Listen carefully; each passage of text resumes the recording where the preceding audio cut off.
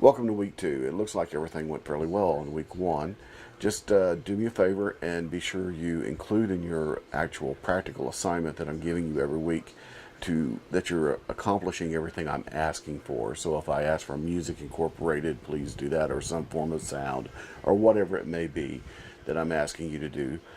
Try to include that within the assignment, and it'll work better for you. You'll actually get an increase in your grade when you do that. So now, as we step into week 2, it's a little different than what we had in week 1. Kind of the same. You have your reading assignment, which this week it's over pretty much graphic and images applied within multimedia.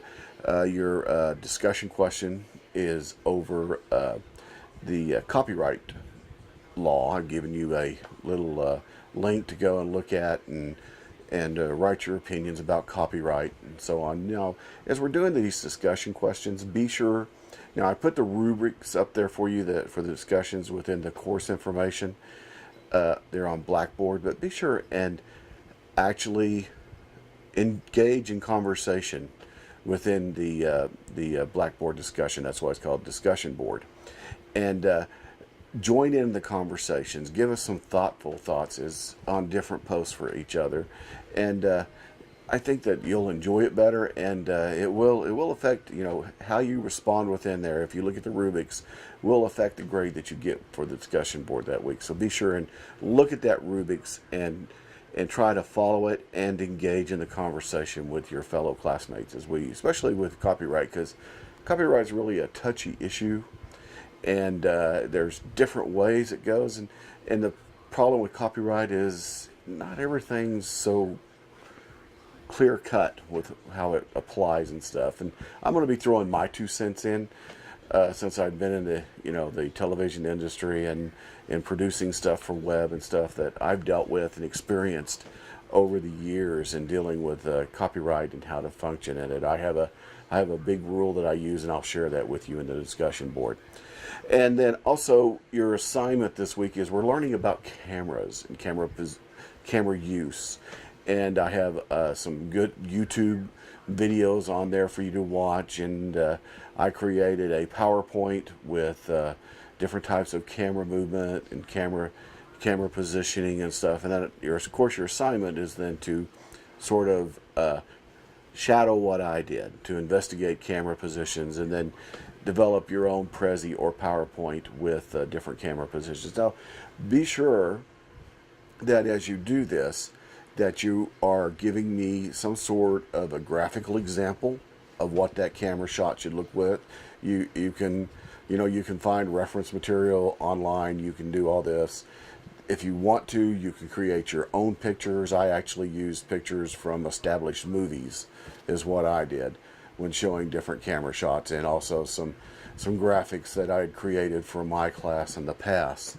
But be sure to show me what that shot's going to look like, and then explain to me what that shot is going to look like. I want to see them both, so that I have a better understanding of learning as I go through this with you. So be sure to include that. And also, as you're doing your assignment, if you have questions, call me. If you have needs, get in touch with me. I try to respond just as fast as I can. Sometimes it's almost instant. Sometimes it's a few hours.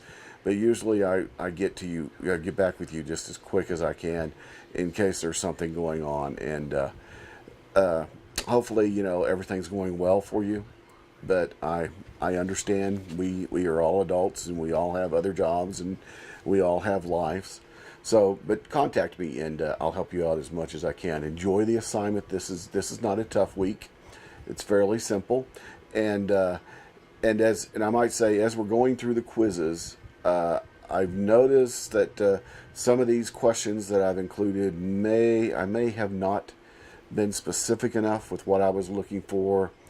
And if it looks like there's a question within the quizzes that is coming up, or that a lot of people are missing that particular question, I am probably going to just eliminate the question and give everybody credit for that question, because I'm evaluating this course as I go through it all the time too, and learning from it, because believe it or not, I'm a lifelong learner like y'all, and I'm working my way through how to teach online. This is only the second time I've done it, so it's a learning process for me too, and I want to try to make sure that I'm doing the right things. So I will be watching the quizzes closely, and if there is a question that comes up that I see the majority of the class is getting wrong, then it's a real indication that I did something wrong in the question, and I'm probably going to change, readapt it for the next time I teach it, and I'm going to probably go ahead and eliminate that question and give you credit for it.